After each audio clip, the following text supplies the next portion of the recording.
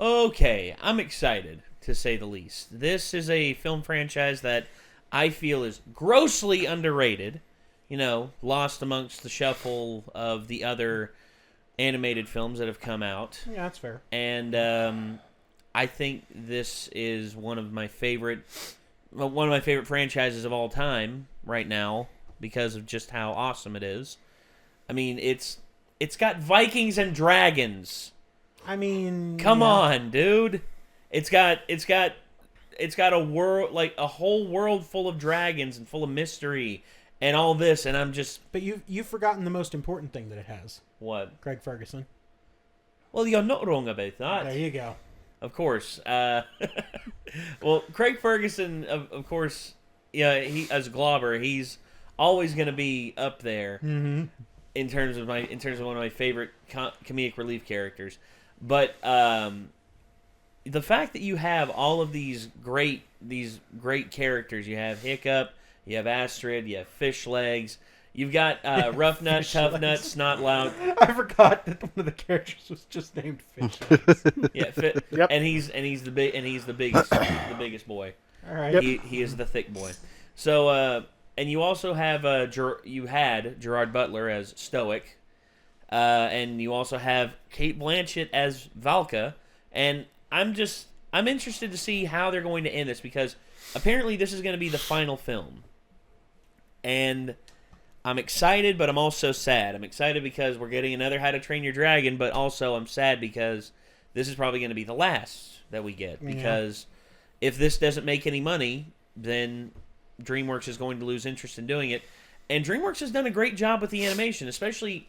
Dean DeBevois, who has stayed on as director for the second and third film. He was the co-director of the first film, Right. But he stayed on to direct the second film and now the third film, and the quality has not gone down one bit. The quality has stayed at that very high level that I come to expect, and I'm hoping that we get more and more from this franchise in the future. If this is successful, I hope this opens the door for other stories to be told in this universe. Maybe not with Hiccup. Even if you move on from Hiccup, I'll still be okay. Yeah. I'll just be interested to see what happens. So, How to Train Your Dragon, The Hidden World, the third and supposedly final film in the How to Train Your Dragon universe. We got it on screen here. Let's see what happens. This is Berg, son. It was the home of your grandparents and their grandparents before them. But out there, beyond the edge of the world, lies the home of the dragons. And I believe it's your destiny to one day find this hidden world. You do know my leg isn't a chew toy, don't you? Is this what you want? Yeah, go get it. How am I supposed to get down? Hey, Mike, wait up.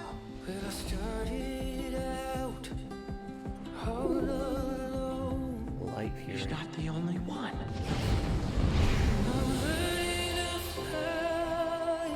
Aww.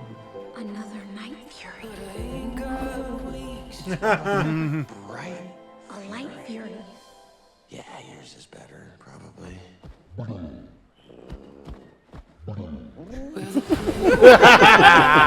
Just kidding. No. Cages for all of our dragons. This is a new kind of enemy.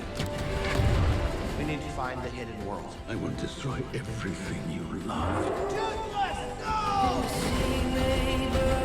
You're nothing without your dragon. If Grimwell succeeds, there won't be any dragons left. And it's up to us to put an end to it. So, what are you gonna do about it? Suit up, gang.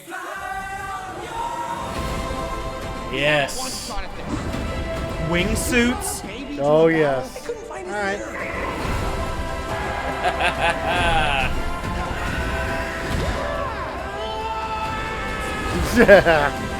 I was like, no. The hidden world. It really does exist. Now that's a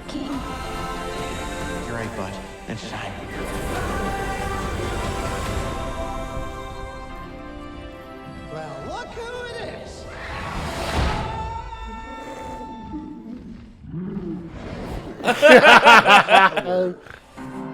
Awkward. Yeah. I will never give him up. Then I will destroy everything you love.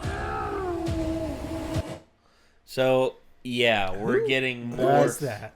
Who was that? That villain? voice actor, I don't. Well, a lot of people were speculating that we were going to get a return of Drago Bloodfist from the second one because he didn't die.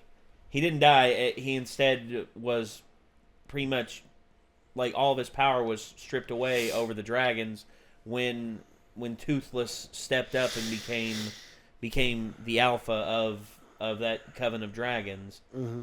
And I was wondering if they were going to bring him back, or maybe this guy is a relative or a friend or compatriot of Drago. I don't 100% know because they've strayed away from the books in a lot of ways, and I appreciate it, and I understand it, and I appreciate it, and at the same time, it's made it to where nobody knows what's going to happen, not even the people who know the books.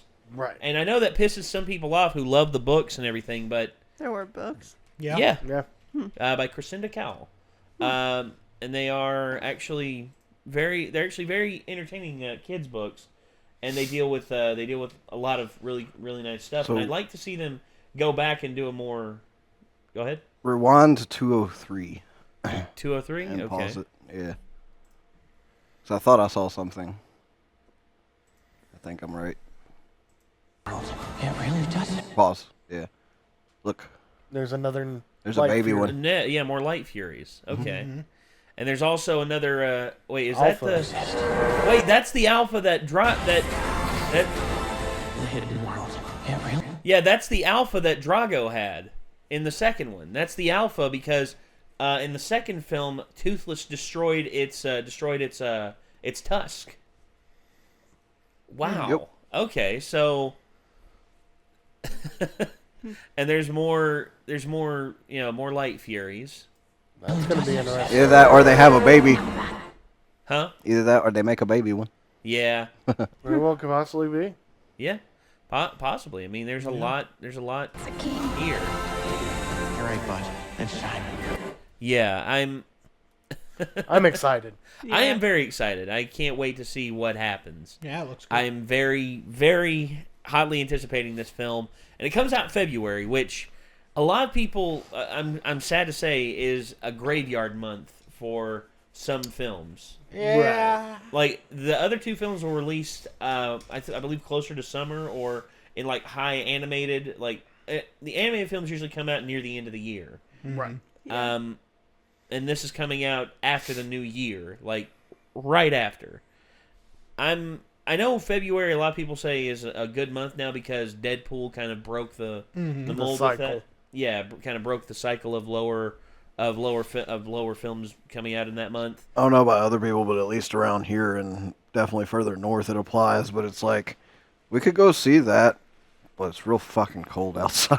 Yeah, it is. I don't want to go outside, out. It also depends on the freaking weather too. Yeah, because Of course, go ahead. well, so the weather, especially around here, is real temperamental because It is so Mountains. unpredictable. I've Now, seen If you have a blizzard during a release week of a movie, it's not going to make shit at that area. Actually, I actually there is some. I know you're not gonna like this, Ben, but Avatar, when it came out in 2009, there was a blizzard, and it was release weekend, and pretty much the entire East Coast was cut off. The problem, a lot of people thought that would pretty much be a full bad thing for Avatar, but instead of it had a great opening weekend, but not what they were expecting because of the blizzard. But instead of people not coming back, people not seeing it, instead word of mouth spread about the film, and more people showed up, and thus the second week actually.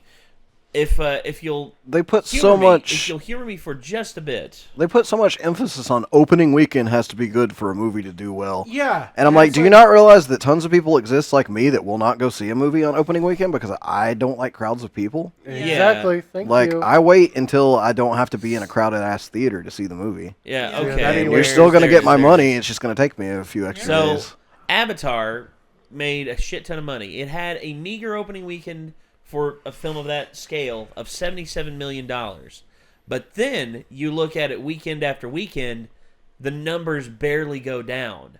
More and more people started showing up, the more and more snow went away, and the more and more people could. It went from 77 million to 75 million to 68 million to 50 million to 42 million. I actually saw it twice just because that was the first movie that I saw in 3D that I was actually ridiculously impressed with the 3D enough to go back and see it because of how cool it was. To tie back into this, the other film that blew me away with its 3D was the first How to Train Your Dragon. The flying scenes alone in 3D. I can recommend it there. I know 3D for a lot of films out there is a niche, and it's only tacked on there to add on to the ticket price. There's some people that can't even go see it because it just destroys their heads. Like, they have horrible headaches and stuff from it. So there are, for those people who are getting dragged to 3D movies that can't actually see 3D, there are actually 2D glasses that have been made. Yeah. I'll let you watch it without the weird blurry red and blue lines around it. So the way it is now, it's two different polarized lenses. So one eye gets things that are polarized one way, and the other eye gets things that are polarized the other way.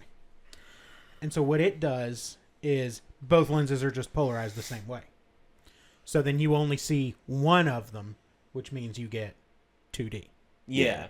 And me, I'm able to enjoy 3D, because it's full Apex because I don't have I point out I'm the only one in the group that actually doesn't require glasses. Yeah. And I hate that that's the case, but I'm just I can't help it. Yeah, I still enjoy 3D though. Like, I just put them on over my glasses and I'm good. Yeah, that's what I do too. It doesn't mess with me or anything. My vision's actually not bad enough to where I necessarily have to have my glasses on. Okay. You just feel personally you look better with glasses. Oh, I absolutely do look better with glasses, and I had wanted glasses for years and years and years. God. No, like, seriously. No, I understand. But if I was, like, trying to stare at, the chalkboard or something, I would get migraines. Okay. I mean, sometimes if I don't wear my glasses all day, I still get migraines. Wow. But, okay. Yeah. I'm looking at this here. Avatar. They're the next 4 films coming out for Avatar. It's taken them 11 years to come out with the next one. It's not because it's taken 11 years. It's because James Cameron was like, this didn't have the cultural impact I wanted. I'm just going to make 4 more and just shove it down people's throats until I'm remembered. No, seriously. It's already remembered. It's just he has a high opinion of his films, in which when you look at what he's put out there, I mean, you look at Aliens, which a lot of people consider superior to the original. Yep. You have the Terminator films, especially the first 2. Terminator 1, great film in its own right. Terminator 2, I feel, is better in a lot of ways. And you look at his documentary series. His documentary series where he goes over the Titanic, and he also tries to go the deepest. He actually tried to beat the Challenger Deep record. He took a camera with him down there, and unfortunately he wasn't able to do it. But he has wanted to do more and more, and he's wanted to push the bounds of filmmaking because he feels so many people nowadays either try and play it safe or rehash too many things. And I get that, because you look at Tarantino. Tarantino is a pop culture spewing, he takes stuff that's timeless, but yet there's pop cultural references throughout his stuff, but it doesn't feel forced. Right. And I like that. I like that it's not dependent on pop culture references. But if you understand the context of that reference, you get more depth in the film. Yeah. And that's good. Whereas so many films out there are so dependent on pop cultural references and so dependent upon topical stuff that it's to make a quick buck, but yet the film's lastability over time is bunk. See, here's the problem, shit. Though, Nate, that with what you're suggesting. He's like, oh, I want to make sure that people are trying new things. So what's he going to do? He's going to make the same movie 4 more times. No, the same. I would make the argument that it's not exactly the same movie 4 times over, because How to Train Your Dragon 2 and How to Train Your Dragon 2 wasn't the same as the first film. Yeah. The characters grew, the world expanded, and that's what James Cameron has said he wants to do with this. If he wanted to play it safe as a sequel and make a huge amount of money off of a sequel, he could just do Avatar again. He could just do Dances with Wolves in Space with blue cat people again. But instead, he's actually opting to expand and fully explore the world that Avatar takes place on. And not only that, but the moons that are also surrounding the planet of Pandora, and explore them as well, including one. He wants to do one film where the planet is an entire ocean, in which... Oh, God, he's going to make Waterworld again. Yeah, except in space with blue cat people. So Wait, okay. Yet again, another Kevin Costner film. Wait a minute. Now, hold on. Let's back this up. With blue cat so we people. have Dances with Wolves in space with blue cat people. Yes. We're going to have Waterworld in space with blue cat people. What other movies is he going to rip off? I'd love to see Field of Dreams, because if he's ripping off Kevin Costner films... Give me a list of Kevin Costner I thought films the whole right thing now. was not that it was Dances with Wolves, it was that it was supposed to be Pocahontas. No, it's Dances with Wolves. Dances with Wolves. It's straight up Dances with Wolves. Because Pocahontas, John Smith does not commit to becoming a native. Instead, he convinces Pocahontas that European life is actually good. Whereas Dances with Wolves, John Dunbar becomes Dances with Wolves. He becomes the central character and commits to Native American life, even though he is white. He sees the nomadic life that the natives lead, and he falls in love with a woman that the natives adopted, who is white as well. And that makes sense. Yeah, it's actually a really good story. But Dances with Wolves in Space. You see, I don't mind retelling of stories. I mean, I love The Lion King. It's Hamlet. Lion King is literally Hamlet. And I love it. I mean, and Hamlet, even then, is not an original story. It was based off of a Greek tragedy, pretty much. Or Shakespeare wrote it, but yet a Greek tragedy had the exact same story beforehand. Hey, Nate, Kevin Costner movies. Okay, Pull sorry. We're doing the thing again. This is... I need you to stay on topic here, buddy. Have you met us? Or him? It can be done. Okay. So This takes a lot of effort. It is not an easy thing to do. Career acting should be. Kevin Costner filmography. Yeah. Okay. Okay, so let's look at when he really started to. Okay, so Silverado in space would be fun. The Untouchables in space would be fun. There you go. Robin Hood. Bull Durham in space. Robin Hood, Prince of Thieves. I like that. No. Wyatt Earp. Wyatt Earp, that's the one. Tin Cup in space. Tin Cup. Could you imagine the Pandorans actually playing golf? No. Tin Cup in space is just 100-foot robot golf, the game. God, you're right. Holy shit. Yeah. Okay. Oh, yeah, Play It to the Bone. I remember that. The Man Who Saved the World. Oh, my God. Oh, there you go. I mean, isn't that... Open Range in space. That's another Kevin Costner Western. Man of Steel in space. God. As opposed to Man of Steel on Earth. Mr. Brooks. Could you imagine a psycho killer friggin' Pandoran? See, that's the thing, is we're making these jokes, but I'm not sure. I also just realized the irony in the fact that we were trying to stay on topic, and yet the topic is completely off topic from what the video is.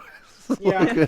Yeah, we kind of jumped. I tried to get us back I need on you by to stay on this off topic. I tried to get us back on topic by, saying the other 3D film that I liked a lot and actually made me see 3D as a viable option. Didn't work. Was How to Train Your Dragon, and it didn't work. No. But this is just going to be I get real mad about the Avatar franchise because it's real dumb. I don't mind It wasn't bad. It was the first movie I saw in IMAX 3D. Okay. So I'm not saying, for my I'm age not at saying the that the time. movie was bad. What I'm saying is he has gone on record saying that it didn't have the cultural impact he wanted, so that's why he's making more. Okay, and he has gone that's his on right. record to That's say his right. that. That's his right as an artist. That's stupid. That's his right as an artist, though. No. I mean, honestly, you don't have to like it. I don't have to like it either. But at the same time, I understand that he wants people to look at his films and just be in awe of them, and he feels like he has to do more of these films because he wants people and people want more of those films. I mean, it's the highest grossing film worldwide of all time. Still, even 11 years later, after the revitalization of the Star Wars franchise and Avengers, Infinity War, and all that, it still is the highest grossing film of all time. Frozen. Huh? I said and Frozen. No. Frozen's barely top 10. I know. I was just wanting to see what you'd say. Oh, Fun fact: Nate really hates that movie. I don't hate the. Okay, y'all keep trying to put words in my mouth. I don't hate the film. I hated the amount of people singing "Let It Go," and they would not let it go. Even months and months later, when the Frozen sing-along came out, and I had to hear it all over again. Let it go. Can't hold it back anymore, blah, blah, blah. Who cares? I don't care. Idina Menzel, I love you to death, but good freaking God. Quiet down. So my favorite thing from that movie is where they took, do you want to build a snowman outside the door? Bitch, I hope the fuck you do. No. Then they took Breaking Bad. He's like, this is my own private domicile and I'll not be harassed. Bitch. She's like, okay, bye. And I was just like, okay, bye. Yes. But it was really, really good. That one and the bitch, I hope the fuck you do. And then she goes, okay, bye. Yeah, I'm just going to lean over here and say, isn't it fun to mess with Nate? Yes, it is. I think that's the lesson we should take away from all of this. And the lesson you can take away from this as well is I can end the video whenever the hell I want. Good night, everybody. That's fucktard and that's asshole. We'll see you later. Goodbye. Bye.